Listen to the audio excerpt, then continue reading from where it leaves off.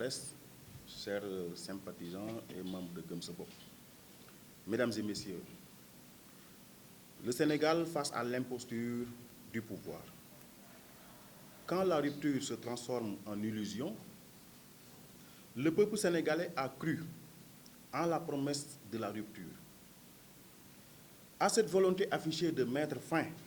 à des pratiques politiciennes opaques et de restaurer la justice sociale et la transparence dans la gestion des affaires publiques. Aujourd'hui, cette rupture ressemble plus à une illusion qu'à une réalité tangible. La confiance accordée aux responsables politiques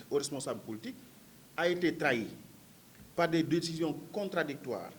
et un manque flagrant de cohérence dans la conduite des affaires publiques. Les engagements proclamés de transparence et d'équité se sont effacés derrière une gestion marquée par l'arrogance, le clientélisme et la recherche d'intérêts particuliers. Chaque mesure politique adoptée semble répondre davantage à des exigences d'intérêts étrangers ou à des réseaux particuliers qu'aux besoins réels des Sénégalais. Le constat est sévère. Les décisions politiques censées servir la nation semblent plutôt servir une élite restreinte et des partenaires externes,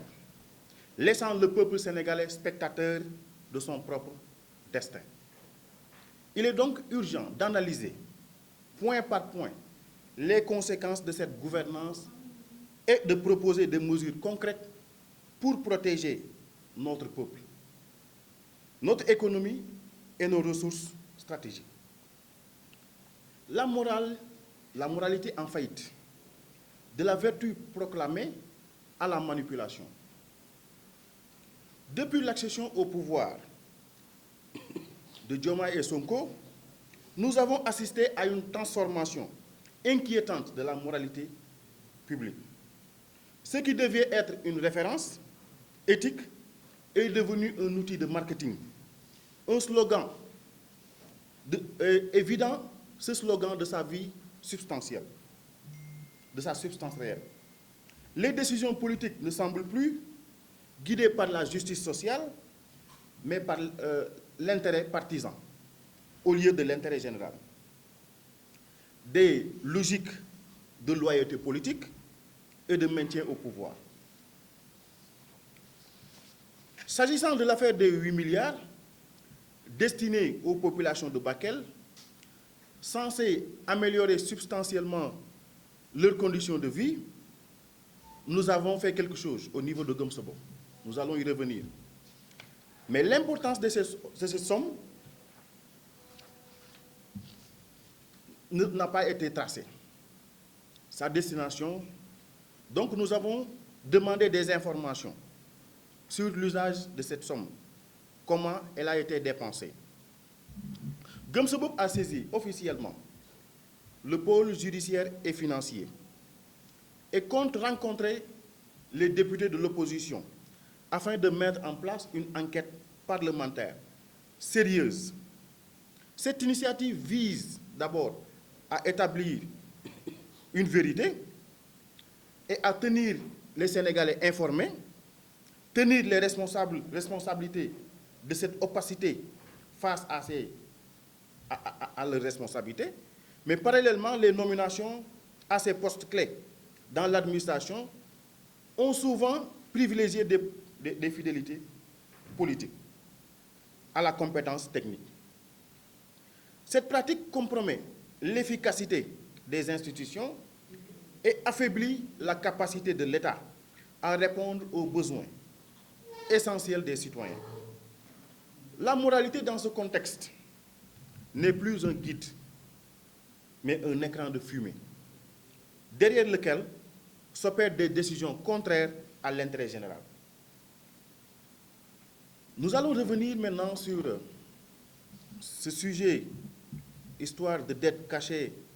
qui constitue un asservissement économique. La question de la dette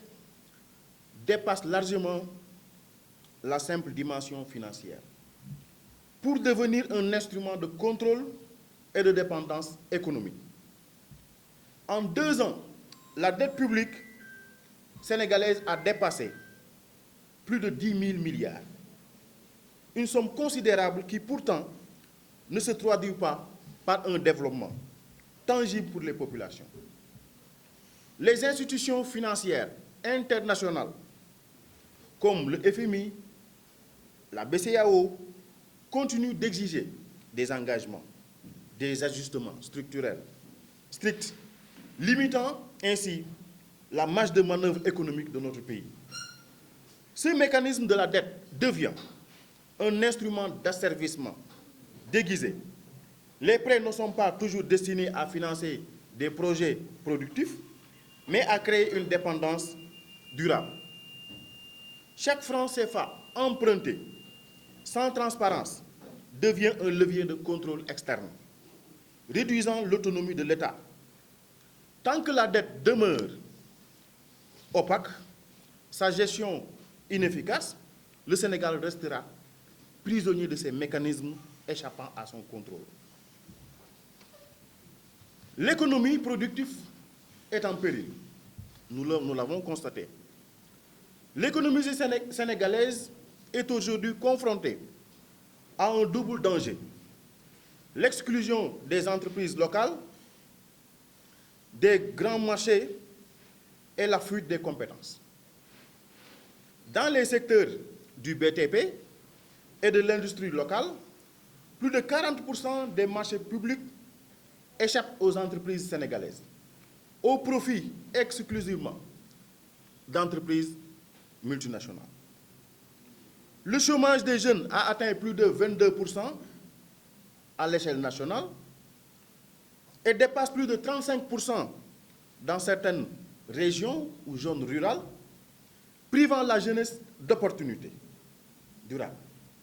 Le secteur informel représente plus de 60% de la population active, des emplois disponibles, souvent précaires et sans protection sociale. Sans politique de préférence nationale, le Sénégal perd son potentiel productif, affaiblissant durablement l'économie et creusant les inégalités. C'est dans ce sens que nous allons vous parler de nationalisme et ce que nous avons proposé et ce que nous avons préconisé. Le nationalisme doit être d'abord économique pour protéger des emplois. Face à ces enjeux, il devient impératif de mettre en place des mesures concrètes. L'introduction des cartes ou des titres de séjour, des permis de travail pour tous les travailleurs étrangers, afin de protéger les emplois des Sénégalais.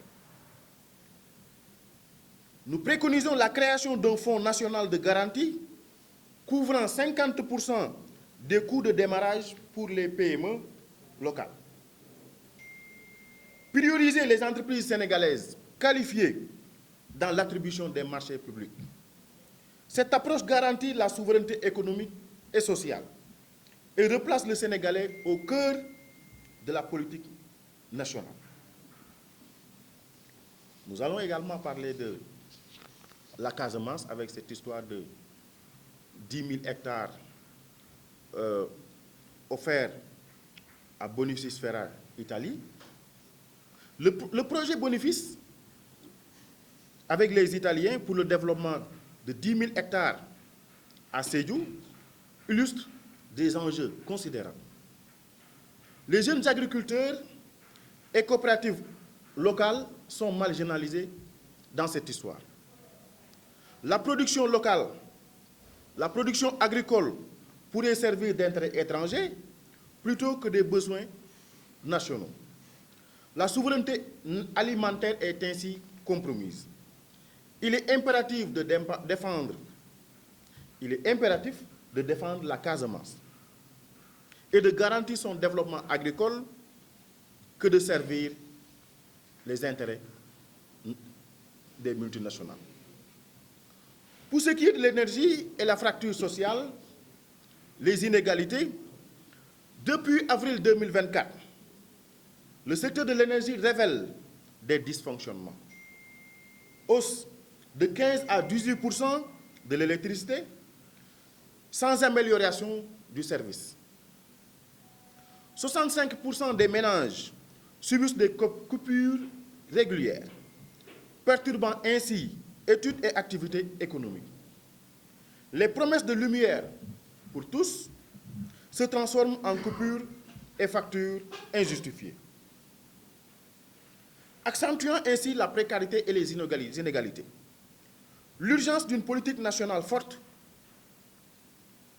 Gëm Sa Bopp préconise 3 mesures et donne aux Sénégalais les conséquences des politiques publiques mises en place par le régime de Diomaye et Sonko. Donc les Sénégalais vont payer 3 factures. Une facture économique, les entreprises locales étouffent, chômage élevé, dépendance aux internationales, aux multinationales. Deuxième facture, c'est d'ordre social, la précarité et au niveau des populations rurales, l'explosion des inégalités. La troisième facture est d'ordre institutionnel, transparence inexistante, clientélisme et opacité. La solution est donc claire. Il faut protéger les Sénégalais, sécuriser leurs emplois, garantir la transparence et défendre la souveraineté nationale. Chaque décision doit désormais viser un objectif. Placer le Sénégalais au centre de toute politique nationale pour restaurer la dignité et la prospérité. Et sur certains dossiers, sur certains scandales supposés, Gëm Sa Bopp mènera le combat qui s'y est, inlassablement, pour que justice soit rendue aux Sénégalais. Je reviens encore sur les 8 milliards. Il s'agit d'un scandale d'État. Le silence de notre État est scandaleux. Ça interroge la morale et la transparence. Depuis l'annonce par le gouvernement de l'allocation de 8 milliards de francs CFA pour venir en aide aux populations sinistrées de Bakel, les questions qui brûlent toutes les lèvres restent entières. Où est passé jërëjëf yéen journalistes yi fi teew jërëjëf sympathisants yi ak les camarades yi nga xam ñoo nekk ci biir Gëm Sa Bopp chers sénégalais ñu ngi leen di nuyu yéen ñëpp bu ngeen gisee ñi teew fi nag c'est parce que situation moom moo ko laaj situation réew mi parce que ku ne xam na ni situation bu metti la situation bu jéggi dayoo la te dara waralu ko lu dul ñaari zéro yi nga xam ni ñoo nekk à la tête de ce pays donc teg nañ sénégalais yi coono ñu ngi indi musiba ci réew mi dem nañ ba dañu nekk une calamité pour notre république loolu moom moo tax ñu ne rupture bi nga xam moom la ñu diggoon dafa nekk illusion pour sénégalais yi dañu gëmoon lool seeni dige parce que dañu waxoon bu ñu accéder au pouvoir mérite moom mooy li nga xam mooy sous-tendre accès ci li nga xam moom mooy privilège yi accès à l'emploi wala accès ci li nga xam moom mooy politique publique mérite mais gis nañu bi ñu accéder au pouvoir lan moom moo lay permettre nga accéder ci yenn privilèges yi mooy loyauté politique wala li nga xam ne moom mooy jige bi nga xam moom ngay jige leader bi clientélisme népotisme loolu la ñuy constaté ci fépp ci nga xam mooy secteurs yi dox ci réew mi beneen bi moom mooy aussi ñi fi nekk amuñu benn mesure boo xam ni c'est adapté par rapport à nos préoccupations sociales constat bi moom mooy lan dañu am benn élite boo xam ni dañu limité mooy amuñu xam-xam boo xam ni war na mën a doxal réew mi jëmale ko ci kanam te loolu nag bu amee le contribuable sénégalais moom mooy payer les frais moo waral tey morosité sociale bi ngeen gis ni économique perte d'emploi yi ngeen di gis moom moo waral sénégalais yaa ngi gën a sonn góorgóorlu yi ñu ngi bëgg gën a liggéey di gën a torox te loolu nag jàpp nañ ni il faut ñu mettre ci un frein comment Gëm Sa Bopp nag dafa ñëw pour préconiser indi ay solutions par rapport ak li sénégalais yi di dund le peuple sénégalais mënul nekk un simple spectateur par rapport ak destin am bàyyi koog ñoo xam ne ay cuuna lañ ñu ciy décider di ci def di ci dindi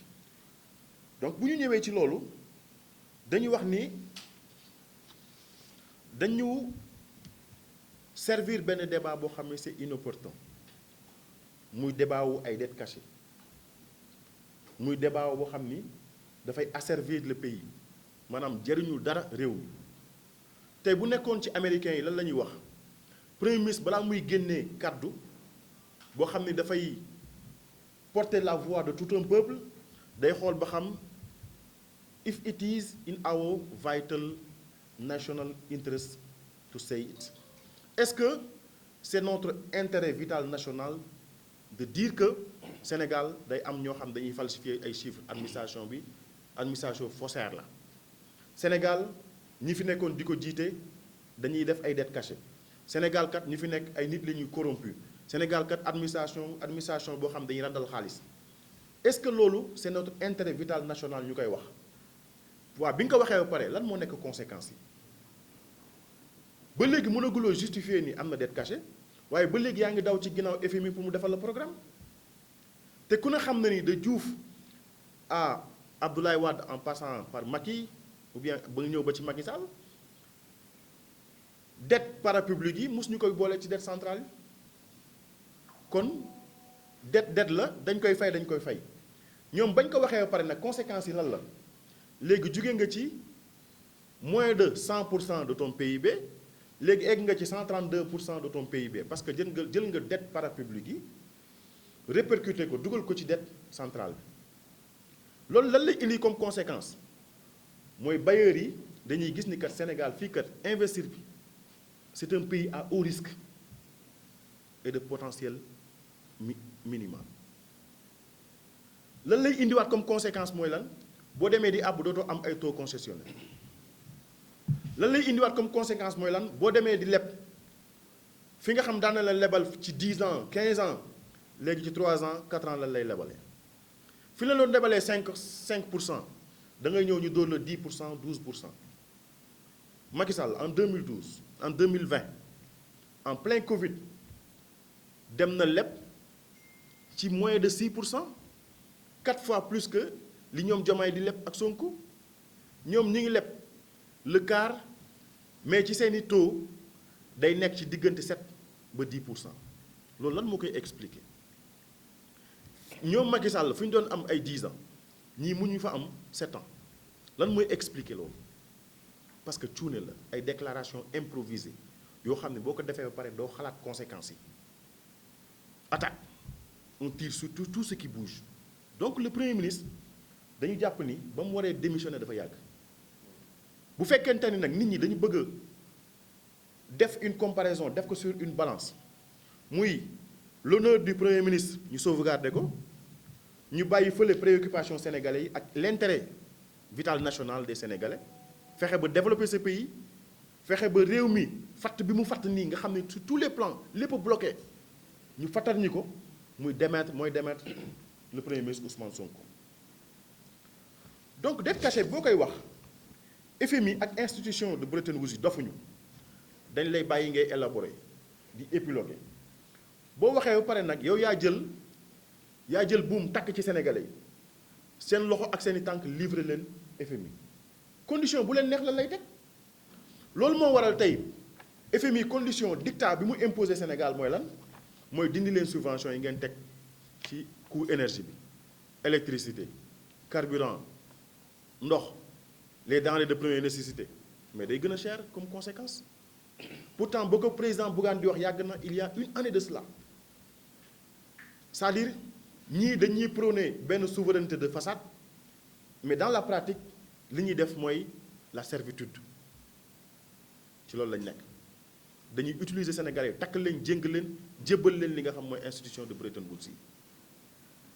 est-ce que li FMI di def Sénégal mën nga ko imaginer mu possible à Washington ñoom ñooy ñëw di valider depuis l'extérieur nos politiques intérieures politique moom ñoom ñoo koy valider est-ce que loolu c'est possible à Pékin est-ce que mën nga ko imaginer mu am Paris ñoom ñu teg seeni politique publique def seeni orientation nga imposer leen dictat ba ñoom ñu ñëw pour répondre aux préoccupations du FMI ñëw teg un plan de redressement du pour Sénégalais yi c'est pour répondre à l'appel du FMI pour mën a conforme ak ñoom pour mën a am li nga xam ne moom lañ soxla ci FMI loolu dong la. beneen bi mooy tey ñun li ñu soxla du ñuy rappeler ay histoire de dette cachée ak yu mel noonu li ñuy soxla mooy xaalisu Sénégal bi nga xam ñoom ñu ngi koy àbb mu am transparence xaalisu Sénégal bi nga xam ni àbb nañ ko nga xam ni dem na ba jéggi 10 000 milliards nañ ñu wax fan lañ ko investir ak fan la feeñ ci dundu Sénégalais yi transparence reddition des comptes loolu la ñu soxla ci moment bi ñu nekk ni mais du nekk di ñu rappeler ni président Macky Sall yàqoon na réew mi président Macky Sall leboon na fii daf ko nëbb et cetera loolu c'est des calculs d'épicier dépassé nañ ko li Sénégalais yi bëgg a xam mooy fan nga leen jëmale lan moo tax mbir mi jafe moment bi lan moo tax jeunes yi di chômer lan moo tax courant bi di cher lan moo tax suñu pouvoir d'achat di gën a baisser voilà les préoccupations du moment auxquelles il nous faut des réponses donc Sénégalais yi li ñu soxla mooy une économie productive boo xoolee le secteur du BTP plus de 40% des marchés publics day échappé entreprises locales yi maanaam entreprises sénégalaises yi plus de 40% au profit des multinationales chômage bi Sénégal romb na 22% di dem ci capital bi boo demee ci zone rurale bi nag romb na 35%. nga nekk ci réew moo xam ni secteur informel bi pratiquement 60% des emplois moom moo koy génne nga boole ci le secteur primaire l'agriculture actuellement nit ñi dañ koy délaissé di def benn exode massif ci grandes villes yi jeunes yi di occuper embouteillage yi pour di jaay ay mouchoirs ak yu ne mel parce que amuñu une présence d'État amuñu état bu intelligent amuñu état boo xam day dem ci prospective pour fexe développer suñu système agricole baykat yi dañoo sonn amatuñu rendement ci agriculture amatuñu ay semences yu baax comme ni leen ko gouvernement bi diggee amatuñu ay engrais yu baax boo amul engrais bu baax bu doy amuloo semence bu baax bu doy fala budda mënuloo def production agricole bu baax bu doy te baykat yi loolooy seen problème beneen bi mooy ñu jéem leen mécaniser seen système agricole pour que ñu gën a yokk seen rendement yokk seen productivité loolu yëpp amul dañu am état boo xam ni ci wax ak ci communication ak ci ay réseaux sociaux lañ bëgg a gouverner réew mi pendant ce mandat loolu nag sénégalais yi du leen seetaan beneen bi mooy dañuy wax ci wàllu préférence nationale parce que préférence nationale moo ñuy permettre ñuy protéger yenn emplois yi parce que ba ku ne xam na ni tey c'est un constat d'ailleurs alarmant yenn employés sénégalais dañ ko commencé perdre parce que amuñu benn politique migratoire amuñu politique boo xam ni wala ay réformes yoo xam ne dafay jëm ci protection sociale ak préférence nationale jëlal le secteur du transport multinationales étrangères yi commencé nañ ko jël di génne sénégalais ci secteur bi parce que dañ leen di concurrencer de manière très dure parce que ñoo leen ëpp doole jëlal it Yassir nga jël Yango nga jël lu mel ni et cetera plateforme la yoo xam ne ay multinationales yoo ko moom léegi ana sénégalais yi dans tout ça bu fekkoon ni tey réew mi ku fiy dugg dañ lay laaj titre de séjour laaj le permis d'emploi ñetteel bi nga am fonds de garantie boo xam moo lay permettre nga mën a exercer légalement benn activité ci réew mi bu boobaa loolu dina mën a servir askan bi de protection sociale d'abord protéger yenn emplois yi loolu état bu prospective état bu intelligent moom mooy dox ci loolu beneen bi mooy au niveau de Gëm Sa Bopp dañuy préconiser à ce que ñu créer benn fonds national de garantie boo xam ni 50% coût de démarrage yi dañ koy jagleel li nga xam mooy PME petite et entreprise petite et moyenne entreprise locales yi ñu mën di ko jariñoo pour ñu mën a di def li nga xam ne mooy ay soumission ci appel d'offres mais également ñu mën di prétendre xëccoo li nga xam ne mooy marché yi nga xam moom lay soumettre ci Sénégal loolu jàpp nañ ni dafa war a dem ci sensu intelligence d'État. beneen bi aussi mooy li ñuy wax protectionnisme nationalisme lu am solo la bu ñuy def ay passation de marché war nañ mën a privilégier li nga xam mooy les entreprises locales parce que mënuñu comprendre lépp lu fi passation de marché lépp lu fi appel d'offres étrangers yi ñoom ñoo koy gagné wala multinationales ñoom ñoo koy gagné léegi ana sénégalais yi dans tout ça ñoom ñooy def les hot jobs les petits jobs les petits ñoom ñooy nekk manœuvres yi ñooy nekk ouvriers yi et pourtant sénégalais yi am nañ compétence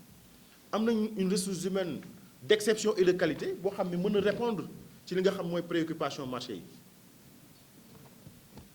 donc tant que demuñ ci approche boo xam ni dafay garantir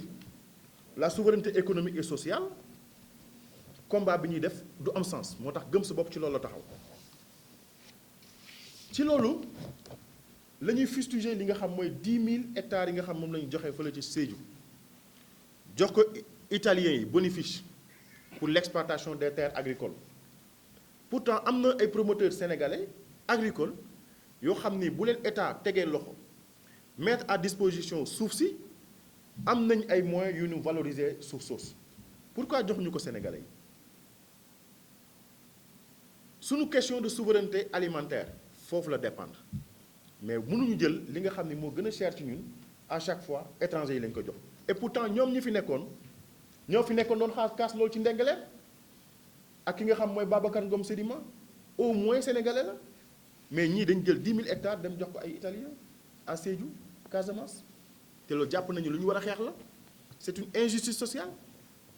dañu war a privilégier les nationaux préférence nationale dafa war a am. beneen bi dañuy ñëw ci facture sociale ak inégalité yi depuis 2024 bi ñu accéder au pouvoir gis nañ ni dafa am benn hausse contrôlée incontrôlée boo xam mi ngi am ci li nga xam mooy coût électricité bi 15 à 18%.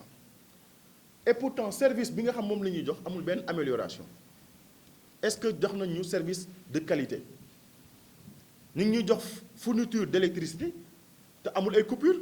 à chaque fois yaa ngi constaté ay coupures intempestives yoo xam ni mi ngi causer ay préjudice ci sénégalais yi donc consommateur bi dafa war a am plus de respect par rapport ak ki nga xam moom moo koy servir l'électricité 65% des ménages ou plus ñu ngi subir li nga xam moom mooy délestage yi moo tax loolu dafa nekk une préoccupation sociale boo xam ne gouvernement bi war na taxaw indi ci benn réponse parce que sénégalais yi foofu la leen di xaar ñu améliorer qualitativement seeni conditions de vie